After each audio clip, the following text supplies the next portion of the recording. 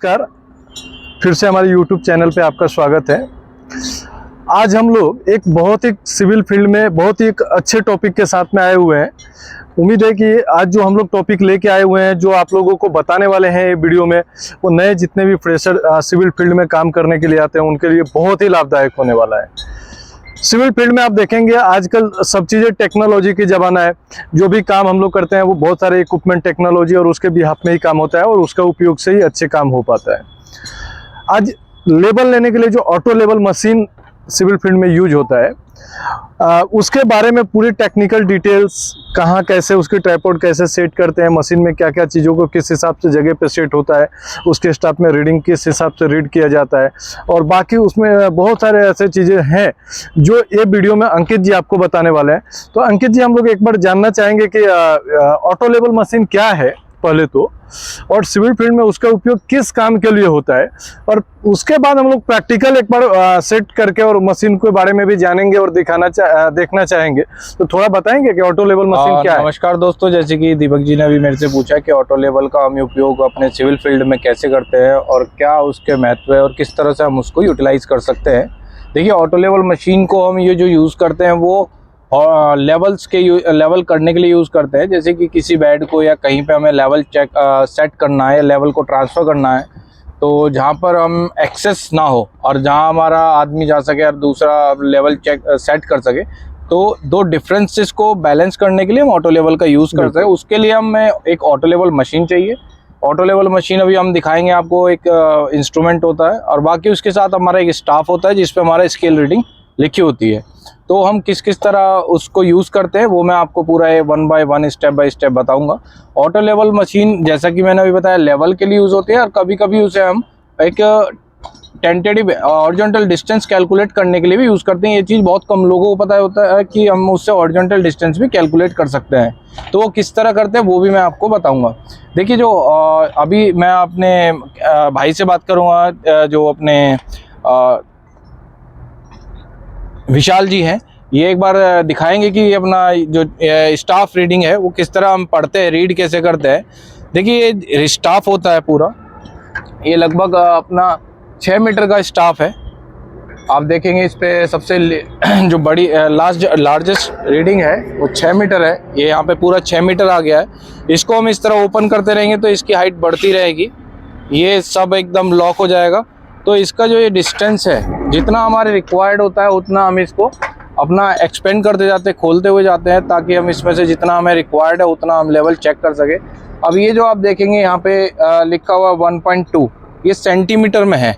आप जैसे भाई लोगों को सभी को पता है कि एक मीटर में मेरे 100 सेंटीमीटर होते हैं, तो यहाँ पर हमारा 1 मीटर हो गया। अब मान लीजिए मेरा जो ऑटो लेवल से मैं रीड आउट कर रहा हूँ, तो ये जो डिस्टेंस है ब्लैक और वाइट का जो स्केल है, ये 5 mm का एक है। यानी कि इसके बॉटम से अगर मैं मान लूँ, इसको यहाँ पे हमारा 1 मीटर हो गया इसके टॉप पर, और यहाँ से फिर ये 5 हो गए, तो ये 1005 हो गया। फिर यहाँ पे इसके लिए 1010 हो गया, यानी 1010 हो गया। तो ये जो रीडिंग नोट करता है 5 mm का एक है, यानी कि ब्लैक वाला और वाइट वाला मिलके 5 5 10 बनते हैं। तो हर रीडिंग को हम एक काउंट करते जाते हैं, जितना रीडिंग होता है हम उसको पढ़ लेते हैं, रीड आउट कर लेते हैं और लेवल हम चेक कर लेते हैं कि कितना लेवल है। अब मैं आपको बताऊंगा कि किस तरह मशीन को सेट करते हैं हम। देखिए, ऐसा एक बॉक्स होता है ऑटो लेवल मशीन, ये कुछ इस तरह की आती है। आजकल बहुत ही डिजिटल मशीन चल रही है, डिजिटल मशीन उपयोग में आ रही हैं, जो अपना सारा उसमें डिजिटल है। ये सोकिया का मशीन है और ये हमारा ट्राइपॉड होता है। पहले क्या है, हम इसको इस पे सेट कर लेते हैं ताकि हमारा कोई दिक्कत ना हो। ये ट्राइपॉड बोलते हैं।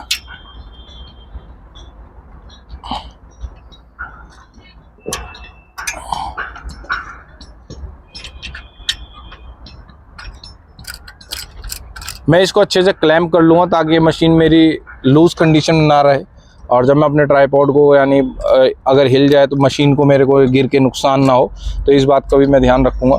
ये जो पॉइंट है हमारा प्लम बॉब टांगने के लिए है। प्लम बॉब इस पर हम हैंग कर सकते हैं ताकि हमें जो मशीन, अपने ट्राइपॉड का जो सेंटर है वो पता कर सकें कि कहाँ पर है।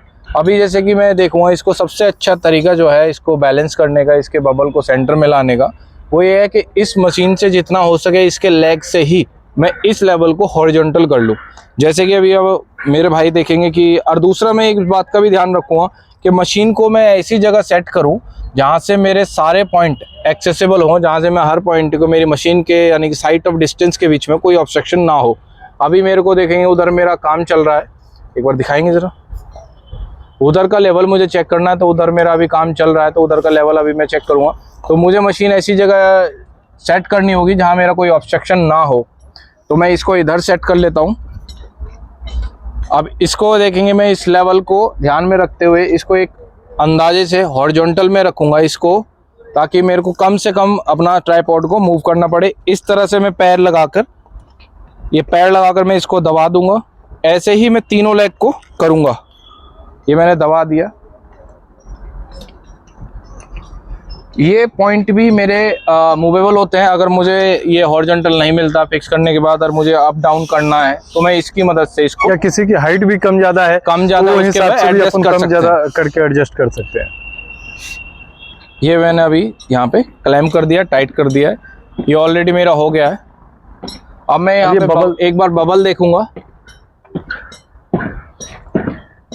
इधर दिखाइए, ये बबल अगर दिख रहा हो आप लोगों को, ये सेंटर में होना चाहिए। ये बबल जो है मेरा सेंटर में, मुझे इंश्योर करना है कि सेंटर में हो। अभी एक साइड में जा रहा है, तो मैं इसको क्या है, 2 स्क्रू की मदद से, थोड़ा सा नीचे दिखाइए। अगर सेंटर में नहीं है तो किस हिसाब से हम लोग एडजस्ट करते हैं ऊपर करने ये के स्क्रू लिए? होते हैं, इन स्क्रू की मदद से मैं इसे अगर एंटी क्लॉकवाइज मैं ऐसे मूव करूंगा तो ऐसे ही मूव करूंगा, ताकि मेरा दोनों एक साथ, इन्हें दोनों को मुझे एक साथ मूव करना है। 2 भी को जो है वो मुझे एक साथ मूव करने हैं।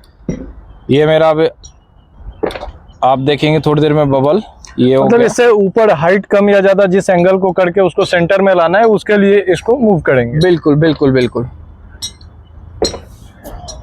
अच्छा, मैं एक चीज बराबर वो हिसाब से आगे पीछे करके उसको सेंटर में लाएंगे बबल को, और बबल बिल्कुल सेंटर में रहे तो आपका लेवल करेक्ट आएगा।